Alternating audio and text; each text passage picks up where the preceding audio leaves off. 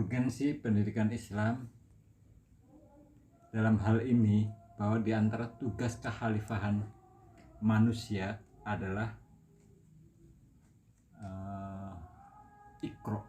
Dalam Al-Quran ayat yang pertama turun terkait dengan Iqra artinya bacalah. Ini adalah salah satu urgensi atau hal yang paling mendasar atau penting dalam proses pembentukan manusia secara fisik dan mental adalah melalui pendidikan. Jadi urgensinya di sini adalah bahwa pendidikan adalah bagian yang sangat penting dalam proses atau tugas manusia sebagai khalifatun fil ard.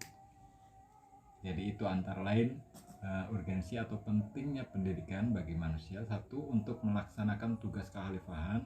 Kedua, untuk mengembangkan potensi-potensi atau fitrah yang diberikan oleh Allah kepada manusia.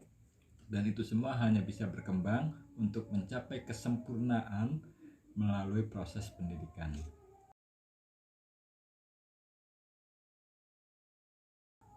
Adapun ruang lingkup atau cakupan materi dalam pendidikan Islam itu mencakup aspek pendidik, aspek peserta didik atau siswa, kemudian materi pembelajaran atau materi pendidikan, termasuk juga metode pendidikan Islam, dan yang tidak kalah pentingnya termasuk dalam ruang lingkup atau cakupan dalam pendidikan Islam adalah evaluasi, aspek evaluasi.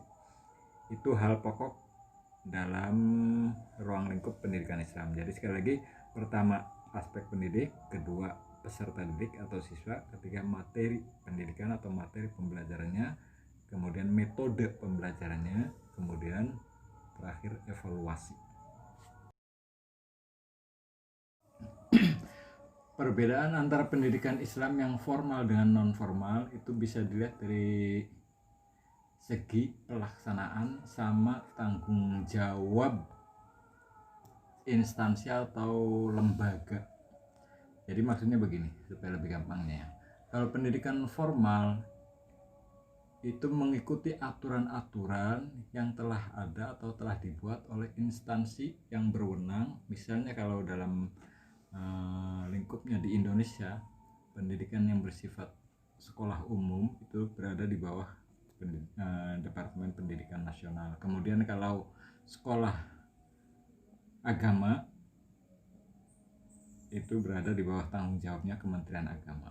Ini adalah pendidikan yang bersifat formal, jadi institusi. Kemudian pendidikan formal itu cenderung berjenjang, ada jenjang-jenjangnya, diatur jenjangnya, kemudian masa setiap jenjangnya ada aturannya. Itu pendidikan yang bersifat formal, pendidikan Islam. Sedangkan yang non formal seperti di pesantren, kelompok belajar dan sebagainya, itu tidak memiliki tanggung jawab atau ada kewenangan instansi tertentu yang membawahi atau bertanggung jawab mengaturnya. Jadi kalau pendidikan yang non formal bersifat independen, oleh karena itu sistem pembelajarannya, metode pembelajarannya, dan jenjang atau tingkat kependidikannya diatur oleh masyarakat itu sendiri. Misalnya dalam sebuah pondok pesantren ya diatur oleh pondok pesantren itu sendiri. Jadi itu perbedaan yang paling mudah kita lihat dalam pelaksanaannya kegiatan pendidikan yang formal dengan non formal. Pendidikan yang formal itu diatur atau mengikuti aturan yang sudah dibuat oleh instansi pemerintah, dalam hal ini misalnya di Indonesia Kementerian Agama dan Kementerian Pendidikan Nasional atau Kementerian Pendidikan dan Kebudayaan. Fungsi pendidikan Islam paling tidak ada dua hal. Pertama adalah pengembangan fitrah. Dalam hal ini adalah pengembangan potensi dan bakat yang dimiliki oleh manusia. Tanpa pendidikan maka bakat atau fitrah manusia tidak akan berkembang, tidak akan tumbuh secara optimal. Jadi fungsi yang pertama pendidikan Islam adalah mengembangkan potensi atau fitrah pada manusia agar berkembang, baik aspek intelektual atau pengetahuannya, aspek keterampilan, kemudian juga aspek afektif atau aspek sikap. Jadi tiga ranah itu pendidikan diupayakan agar tumbuh dan berkembang. Jadi agar tumbuh dan berkembang baik aspek keterampilannya, aspek pengetahuannya maupun aspek sikapnya. Yang kedua adalah pewarisan budaya atau pewarisan nilai-nilai.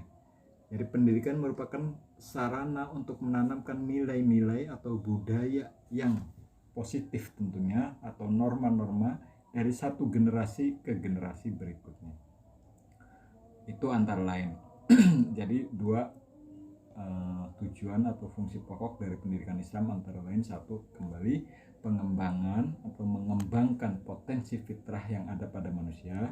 Yang kedua, pewarisan nilai atau budaya yang baik, yang religius atau spiritualis kepada generasi berikutnya.